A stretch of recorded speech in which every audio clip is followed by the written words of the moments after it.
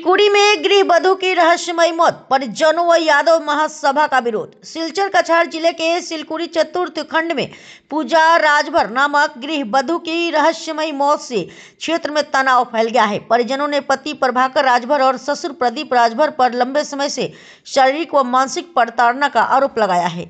परिजनों का कहना है कि पुलिस व मजिस्ट्रेट की मौजूदगी के बिना शव को फांसी से उतारा गया, जिससे जांच पर सवाल उठ रहे हैं। मामले को लेकर यादव महासभा कछार जिला समिति ने विरोध प्रदर्शन कर निष्पक्ष जांच और दोषियों पर कड़ी कार्रवाई की मांग की है। फिलहाल पुलिस की भूमिका को लेकर सवाल बने हुए हैं और क्षेत्र में न्याय की मांग तेज हो गई है। বাড়ি হলো শিলকুড়ি 4 নম্বর। আর আমার বোনের গতকালকে মঙ্গলবার সকালে আমার যে মানে তারা কোন সময় কিতা করছে আমি সঠিক অনুমানিক আমি জানি না। বোনের নাম কিতা? পূজা গোয়ালা, পূজা রাজভর। বাসাটা কোন জায়গাত বোনের বিয়ে হয়েছে? শিলকুড়ি 4 নম্বর। মানে তোমার বাসার সামনে? আমার বাসার সামনে, বেশি না 2 মিনিটের রাস্তা। জামাইর আর শ্বশুরের নাম? প্রদীপ রাজভর আর প্রভাকর রাজভর। প্রভাকর হলো জামাইয়ের নাম আর প্রদীপ রাজভর হলো শ্বশুরের নাম। কালকে সকালে তারা মানে এরকম অ্যাটেম্প দেওয়া হয়েছে যে সুসাইড অ্যাটেম্প, আর তারা অ্যাটলিস্ট আমরা একবার ইনফরমেশন করছে না। একবার আমরা কইতো যদি আমরা একবার মনের শান্তি করলাম যে না আমরা বোন সুসাইড করছে, তো আমরা যখন গেলাম, যাওয়ার পরে তো আমরা মেডিকেলের সামনে থেকে ঘুরে আইছি। তাও এটা তারা কইছে না, আমরা বাইরের মানুষও কইছে আমরা কালকে এটা? হ্যাঁ কালকে।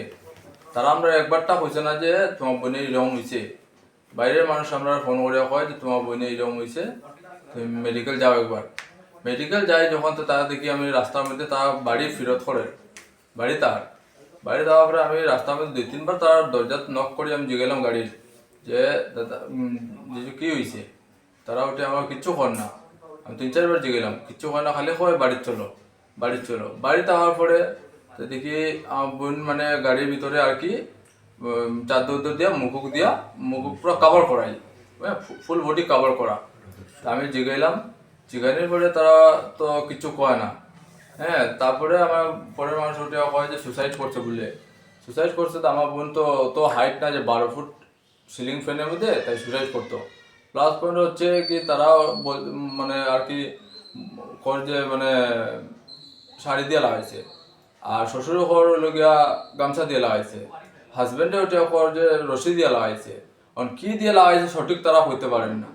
হ্যাঁ, আমি বেশি কিছু চাই না, জাস্ট আমার খালি অতটুকু জানতে লাগে যে আমার বোনের লোক ওই সাইডে কিনা। আমি যতটুকু জানি তারা মার্ডার করছে। হ্যাঁ, এটা সুসাইড না, এটা খালি সুসাইড না, এটা মার্ডার করছে। আজকে আমার বোনের লোক করছে, কালকে অন্য কোনো মেয়ের করবো, কোনো গ্যারেন্টি নাই এরকম মানুষের। আমি খালি প্রশাসন আর আমরা এসপি মহোদয়ের সামনে খালি অতটুকু আমি নিবেদন করতাম যে আমার এটা খালি লাগে, জাস্টিস লাগে যে আমার বোনের লোক কি হয়েছে, আর তারারে আমি কমপক্ষেও আমি তারা মানে সাজা চাই, আর কিছু নাই। আমার বোনের লোকে আমার একমাত্র বোন আজ পর্যন্ত আমরাও তাকে আমরা কুদাম দিচ্ছি না। যেদিন থেকে বিয়ে হয়েছে তারা খালি মানে তার উপরে টর্চার করে যায়, তাই আমরা মানে বাধ্যই আমরা করতে পারেন না, কারণ নিজের ইচ্ছায় বিয়ে করছিল তারা, লাভ ম্যারেজ আসতো। আর আমার তো আগে পিছিয়ে কেউ নাই, আমার 2 ভাই আর আমার মা।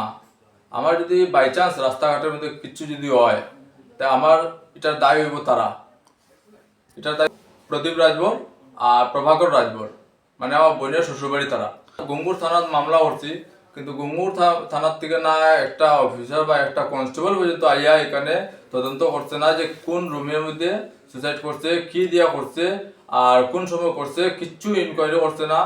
পোস্টমর্টমও নিয়ে গেলাম, পোস্টমর্টম পর্যন্ত একটা অফিসার পর্যন্ত গেছে না। তাই আমি প্রশাসনের কাছে ওটাই যাই যে পুলিশ কার লেগে আছে, আমরা লেগে তো, পুলিশ তো আমরা লেগে আছে। পুলিশ যদি এরকম ডিলামি করে তা আমরা কই যেতাম, কার কাছে লইয়া যেতাম আমরা দুঃখ কষ্টটা লইয়া। শিলকুড়ির যাদব মহাসভার থেকে ডিস্ট্রিক্ট যুব মোর্চার থেকে আমরা আইছি। আইয়া দেখলাম এখানে যে একটা মেয়েরে মার্ডার করা হয়েছে, এটা শিলকুড়ি বারিকনগর ওখানে মার্ডার করিয়া তার শ্বশুর আর তার ফ্যামিলি মিলিয়া মার্ডার করিয়া তাইরে সুসাইড ডিক্লেয়ার করা হয়েছে। তো এই কারণে এই ঘটনাটা শুনিয়া আমরা এটা বহুত দুঃখজনক ঘটনা হয়েছে এখানে। তো এটার লাগি আমরা আইসি সবে প্রশাসন কাছে দাবি জানাইবার লাগি কি উচিত বিচার তারা পাও, তারা ফ্যামিলিয়ে। আমি যে উচিত বিচার চাই। জামাইয়ে মানে শ্বশুরে মারছে। শ্বশুরে মারছে? তো শ্বশুরে যে মারছে জামাই এরকম দাঁড়াই তো জামাই তো কোনো সময় আটকাইতো না নি বাবা এরকম করার উচিত হয়েছে না কইয়া